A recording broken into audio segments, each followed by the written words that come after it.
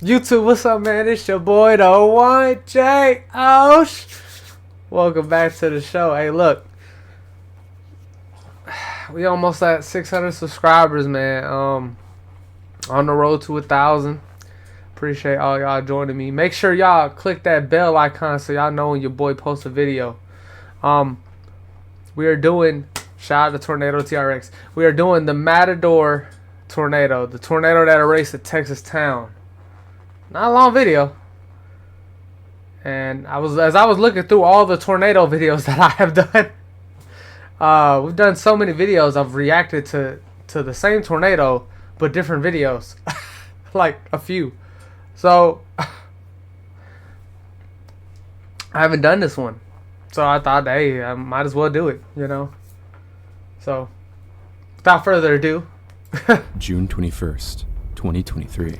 James Ledoux, June 21st, 2023. James Ledoux your boy's and his son eyes messing Dylan with me. are chasing My a bad. storm in rural Texas when it begins to produce a tornado. Closing in on the town of Matador, the two men watch as the monstrous tornado emerges from the rain. and Brother, I think pulls y'all already a right little too behind close. them. Little did they know they were filming an unseasonably strong and deadly vortex. It's a week prior, and residents of Matador, Texas, are doing the usual rural Like they was Texan filming their own activities, chase. tending to livestock, Being harvesting chased crops by for the it. summer, and doing pretty much anything to beat the heat. A couple hundred miles away in Oklahoma, the National Weather Service I wanna go is to doing their Texas. typical Never been to duties Texas. as well, monitoring weather models for ingredients try some that of would the create food. severe weather, and they've been pretty busy as multiple rounds of storms in the past weeks have affected the United States, dropping incessant tornadoes, hail, Hope all and y'all been wind. doing well. They identify that another strong storm system is preparing to impact the United States. Because of this, they highlight a risk area accordingly. The thing is, Matador, Texas is right here, away from any predicted storms. As the day draws closer, the National Weather Service hones in on the forecast, placing a 2% risk near the border of Colorado and 2%? Wyoming, almost 600 miles away from Matador. No one in or around the town is expecting any That's significant crazy. weather. That's much unfortunate, less too. A tornado. It's peak afternoon in Texas, and the sun is pushing a staggering 100 degrees Fahrenheit. Unbeknownst to locals, the sunny skies were actually a menacing sign. You see, Oh, as boy. the sun heats up the air, the atmosphere builds up instability, or the potential energy for strong storms. Near Matador, the instability is reaching absurd amounts. For reference, the typical level of instability needed for storms is around 1,000 joules per kilogram, and by the afternoon, North Texas was pushing almost 6,000 joules per kilogram. This potential energy made the Okay. region a ticking time bomb, but a bomb is useless without a fuse, and that's what weather forecasters were banking on. I mean, there weren't even any storms around, and that's exactly when the first storm formed. Bits of rain begin to Unfortunate. bubble up near Pampa, Texas, growing rapidly. More storms begin to pop up and immediately show signs of rotation on radar. Almost as if some unseen force is powering them, they begin merging together into one much larger storm and are moving to the south, an unusual direction for thunderstorm motion. The storms continue to try and rotate, getting closer and closer with each frame, until They got a suddenly Memphis, Texas? a new storm bursts over Turkey, Texas, That and in just a Kitake? few Is that how you say seconds becomes the fastest rotating of the bunch. Oh, boy. Without any warning, a funnel cloud descends from the sky. It's hardly yeah. visible before rain and fog obscures it from view. Oh, that's the worst. tornado is absolutely strengthening. Storm chaser Russ Contreras approaches from the south, and with little time to spare, begins filming the tornado. Yeah, you can kind The of see it, tornado like is right actually here. visible here, and way larger than previously thought. Yeah. Cranking the video's contrast, we can observe that it Gotcha. has transitioned Yeah. into a strong wedge tornado. Good buried lord. in the rain. That man Its OD'd the movement is contrast, slow, yeah. At less than 20 miles per hour, it's very slowly ripping any trees or grass that would get in its way. Hmm. Luckily, though, it's essentially dancing in an open field, away from anybody or anything. As if the visibility of the tornado wasn't good. bad enough, it begins to absorb more rain. and Stay in become open even land, brother. hazier, making it completely invisible Stay in to open anyone land. on the ground. At the same time, the track deviates slightly to the east. This is an indication that the tornado is occluding.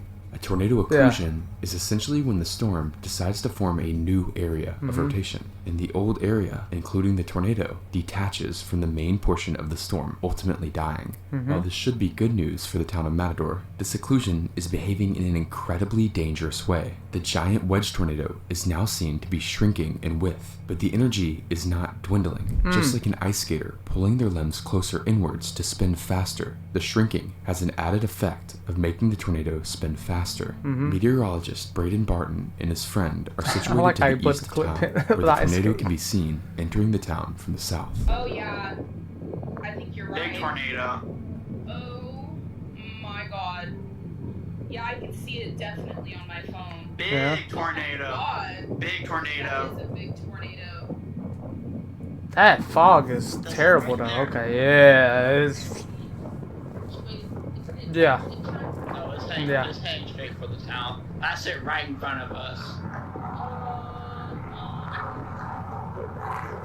Suddenly, the ground beneath the tornado begins to be stripped away. As the tornado becomes stronger and stronger, it's able to gouge the ground, even scouring the top layer of soil, something only seen in some of the strongest possible tornadoes. Something is very different from what we saw just a few moments ago. The storm is also moving dangerously close to Matador and continues to shrink. In fact, the difference in winds is so extreme, a home just over 200 yards away is unscathed. Sadly, this would not be the case for other homes on the direct path, such as the Marshall family home, which was about to take a direct hit. The devastation to the property starts with the tree line to the north. Large oak trees and low-lying shrubbery are beyond shredded. Rather, they're violently mangled and torn out of the ground. Some are fully stripped of their bark. Next is the barn on the property, which is practically disintegrated, and a small stone outhouse is sheared to the ground. That's right, a pure stone structure is sheared away by just the winds. Sadly, the only thing left to hit is the home itself. As the Marshalls hide in the basement, the entire home is shredded above them. they're in the basement. Cars are lifted into the air like toys, and they disappear into the funnel. In some miracle, they all survive. Most likely due to being underground, but pretty much none of their property is as lucky. That's in sad. fact, not even trees remain, as they are stripped out of their root At least systems they're and alive. tossed off You the can, property you can always like it's get nothing. more property. If this couldn't get any wilder, portions I don't wanna of make the it sound concrete like it's that foundation easy. and It's not. sidewalk are cracked and shifted. But Basically, all that remains of the Marshalls' entire long as you got your livelihood life. is the basement they hid in. The tornado is continuing towards Matador and still shredding the top layer of grass and soil. One of the Marshalls' cars is thrown to the My eye ground is here, with bothering the me. My tornado bad. heaving it over 200 yards from its original location. Dang! Scientist and National Weather Service employee James Ledoux and his son Dylan are chasing the storm and begin to drive south, noticing the funnel is almost entirely wrapped in rain. As they situate themselves in the center of town, the rain slightly clears out. I The twister would never is do now that. dangerously close to the town, and it is only now that it is brushing the north edge and destroying homes that the local tornado sirens sound. From James's account, this only gave around 4 minutes of lead time to the approaching threat, which may have had implications to people affected later on.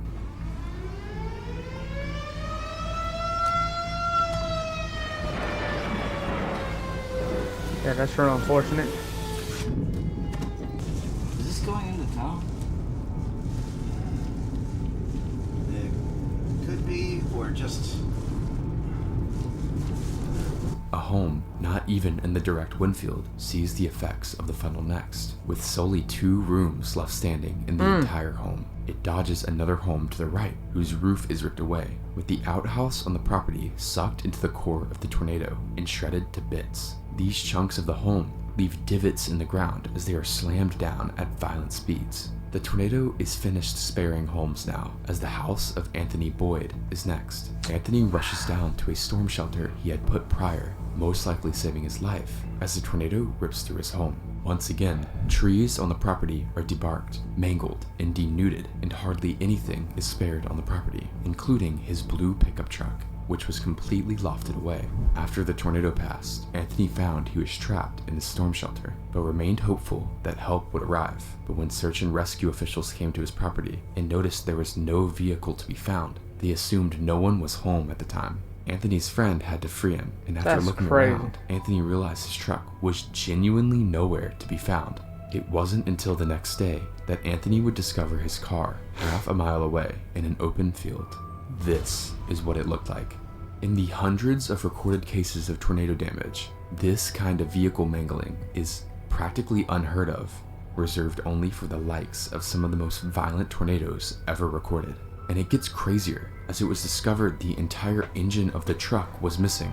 Later, it was found to have been tossed into a nearby lake in the opposite direction. The engine got separated James and Dylan from the are now car? driving perpendicular to the vortex, which is beelining Nah, directly that's for them. different. The tornado barely fits in Dylan's frame. That's different.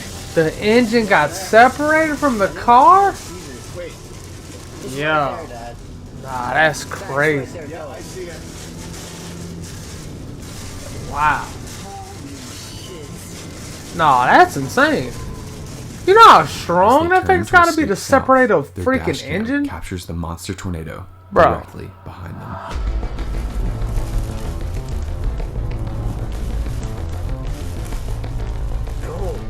Yep, I see it. Yeah, brother, don't stop.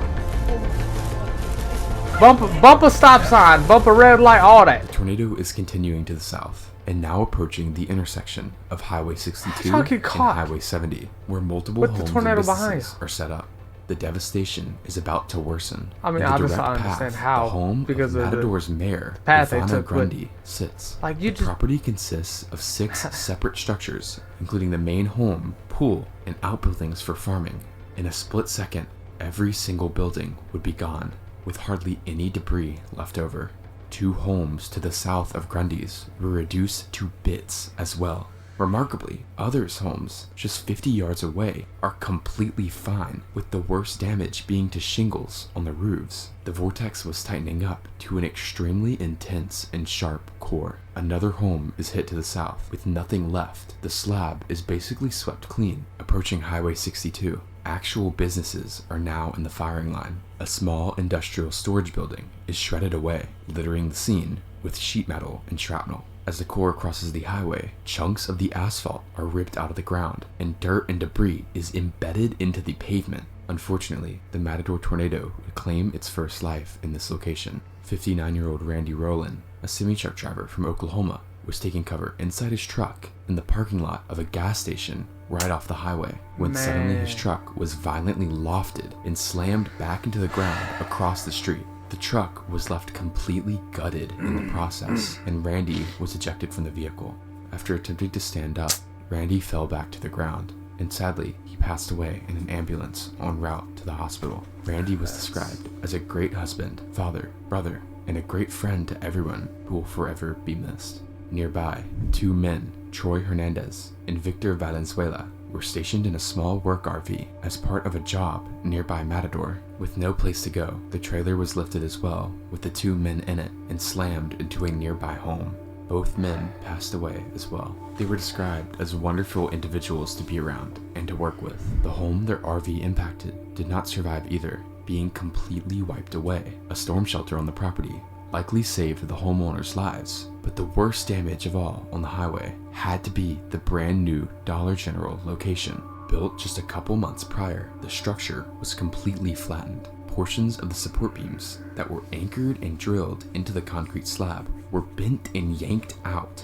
The strangest part of this location, though, were the rebar reinforced concrete bollards surrounding the building. Somehow, the tornado was able to snap the solid concrete and metal at the base. One can only imagine the winds required for something like that to occur. The last structure to be impacted along the highway was actually the town's electrical substation, sustaining EF3 damage to the main portion of the station. The scene from above looked like a bomb was dropped on the road, with incredibly prolific damage and death at the location of the highway. Somewhere along the path of damage, multiple vehicles were picked up and mangled beyond recognition. Found in a pond was another truck engine. It belonged to an unrecognizable ball of steel in the pond, which was wrapped around another used-to-be vehicle. Southeast of the pond is the home of Joe. Let me get this right. This is supposed to be EF3 or another direct impact. Sadly, with nowhere else to go in the time that the sirens went off, they decided to hide in the most interior room of their home, but no structure could protect the two from such a violent tornado,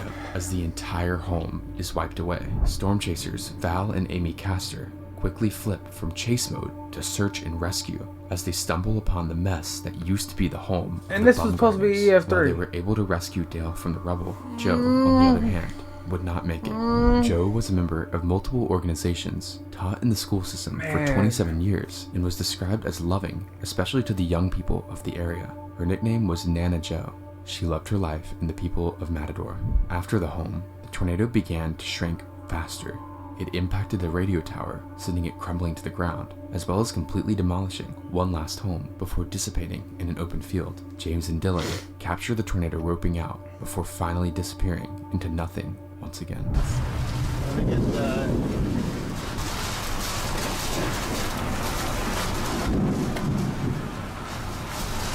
roping out now.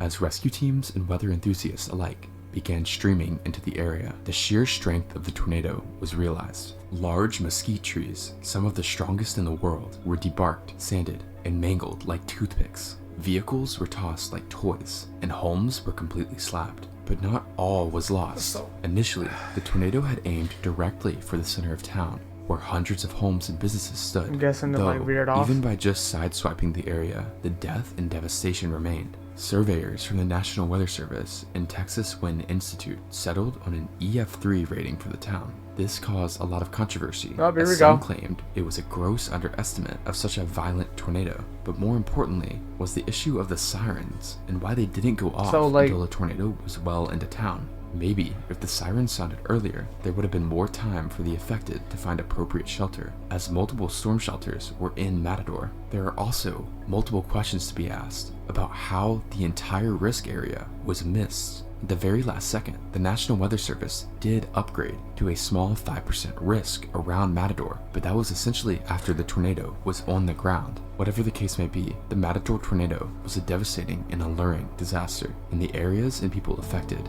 still struggle to recover to this day.